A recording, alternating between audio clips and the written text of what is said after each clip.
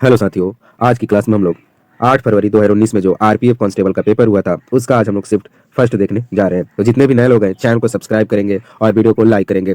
और आपको बताता चलूं, वादे के मुताबिक हम लोग ने इस चैनल पर 48 जो शिफ्ट कराने का वादा किया था वो पूरा होते नजर आ रहा है। आप देखेंगे कि आज हम लोग 17 जनवरी से शुरू करते हुए 17 जनवरी का जो आरपीएफ कांस्टेबल का पेपर है तो उससे शुरू करते हुए आज हम लोग 8 फरवरी तक पहुंच गए हैं। और उसके लिए एक सेपरेट प्लेलिस्ट बना दिया गया है इस चैनल पर। आप प्लेलिस्ट में जाकर आपको अगर आपका जितना भी वीडियो छूटा है उसको जाकर एक बार देख लेंगे और उसी के आधार पर एनालिसिस कर लेंगे कि कहाँ से जीके का पोर्शन पूछा गया है।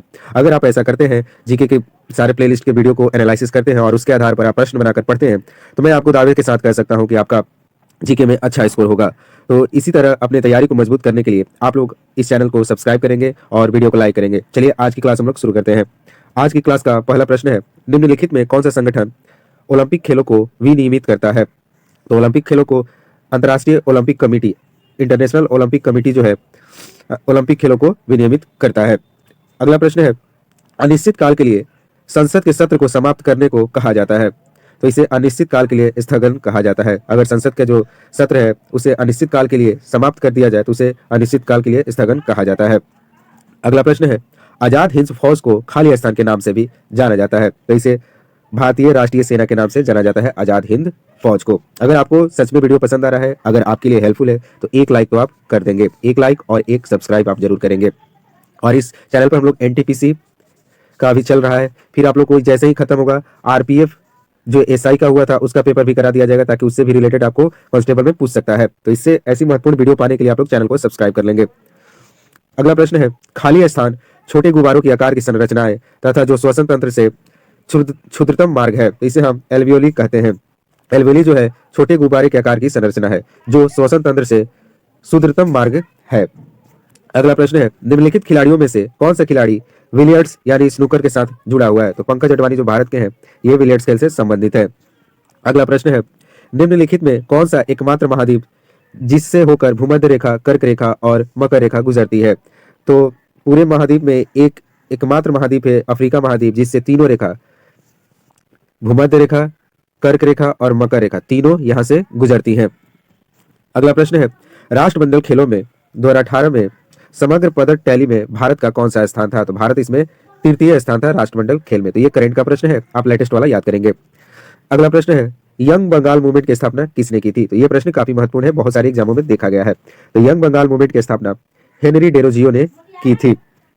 अगला प्रश्न है, खाली स्थान में स्थानीय तूफान नॉर्थ वेस्टर्स को बारदोली छिरहा के नाम से भी जाना जाता है। तो ये कहाँ आता है? असम में जो है स्थानीय तूफान वहां का है नॉर्थ वेस्टर्न को वारदोली छिरहा के भी नाम से जाना जाता है। तो ये प्रश्न आपको पहली बार देखा हुआ लग रहा होगा, तो आप इसको एक बार अच्छे से देख लेंगे।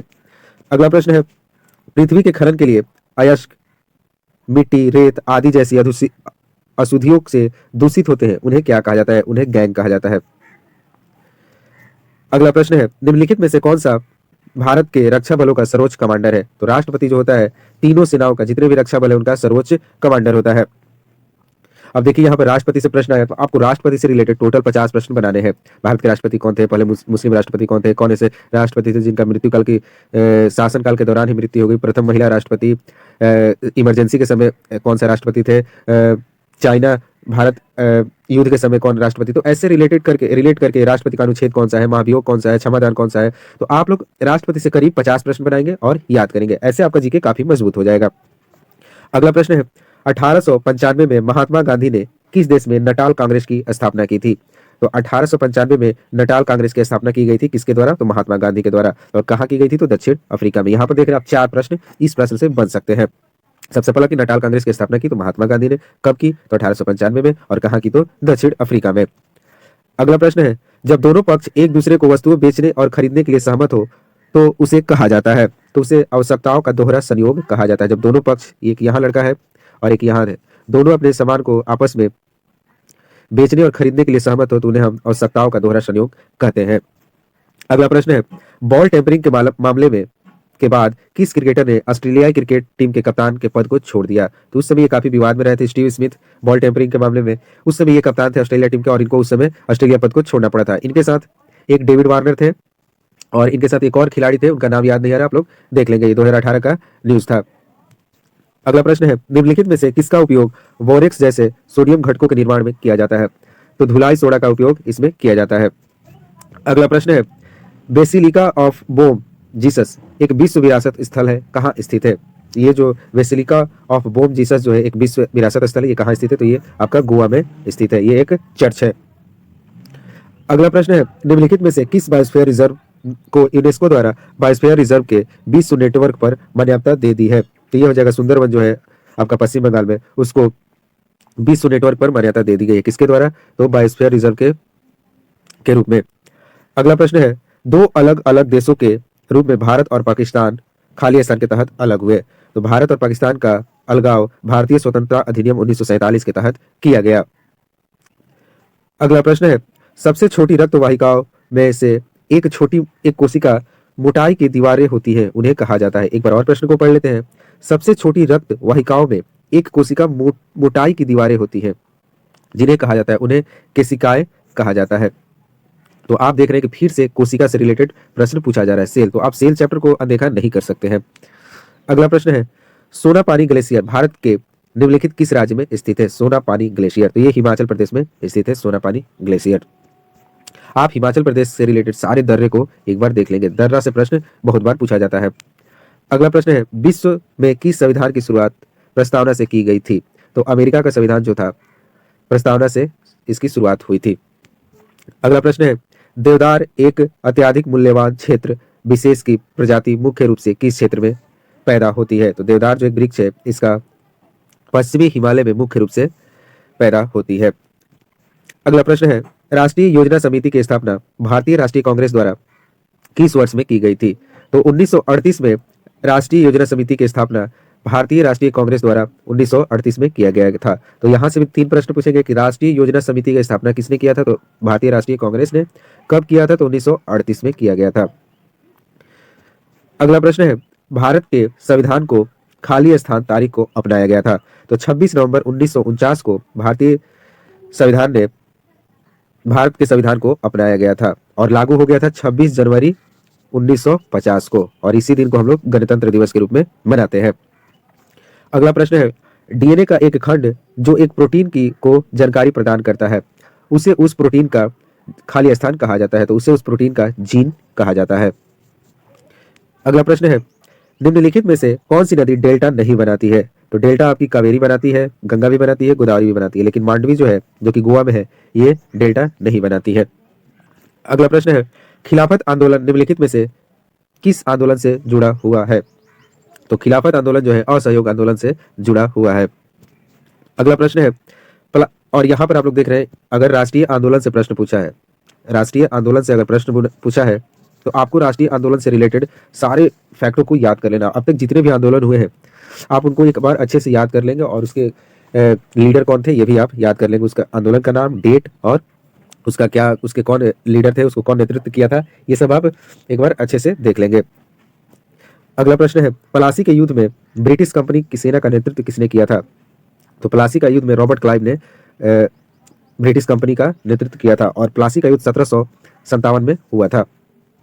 अगला प्रश्न है, निम्नलिखित में से कौन सा खेल और स्पोर्ट्स में जंपिंग इवेंट के अंतर्गत आता है? तो यह प्रश्न एक बार और पूछा गया था, जंपिंग इवेंट।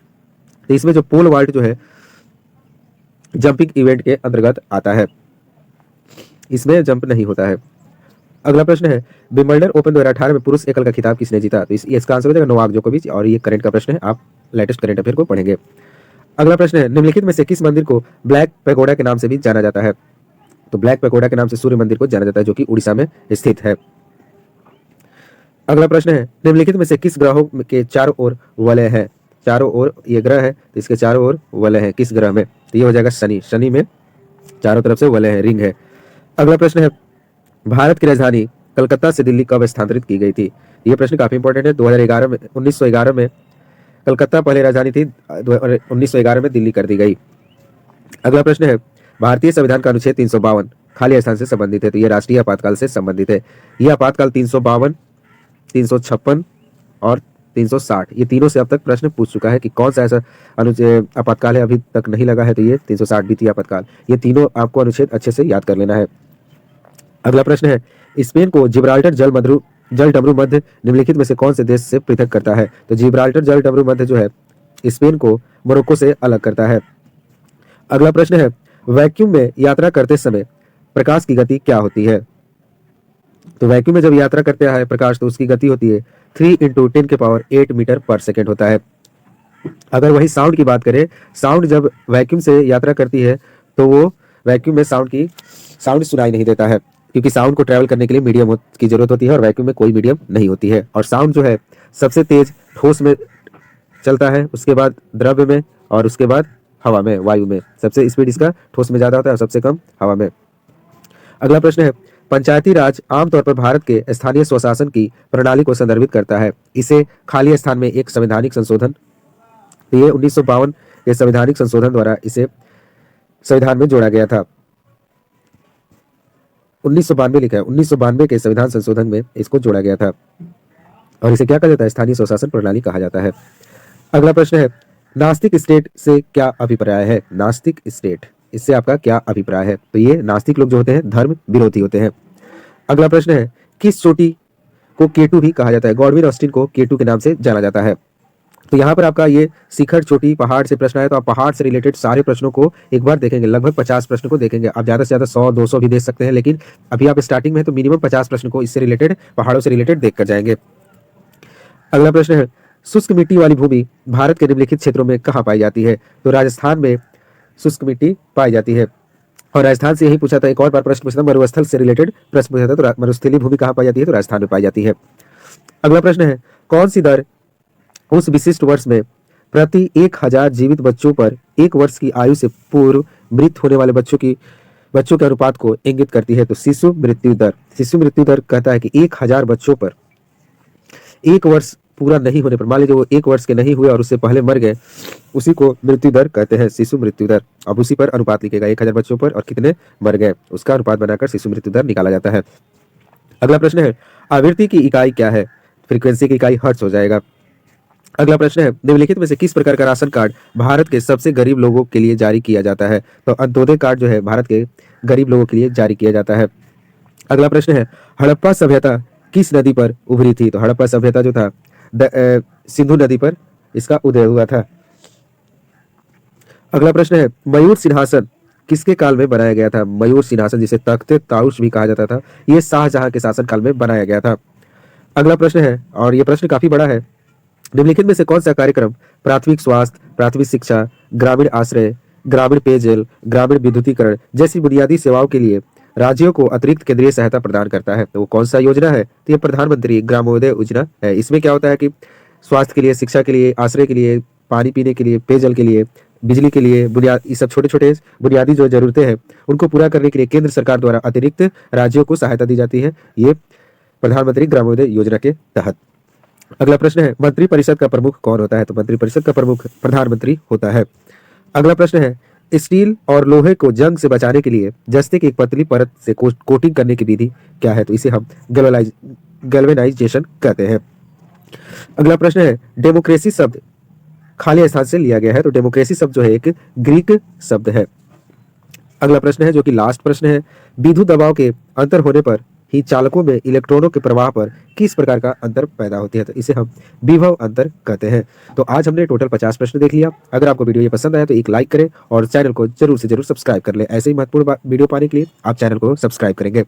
तब तक से दीजिए इजाजत, मिलते हैं नए वीडियो के साथ। जय हिंद, जय भारत।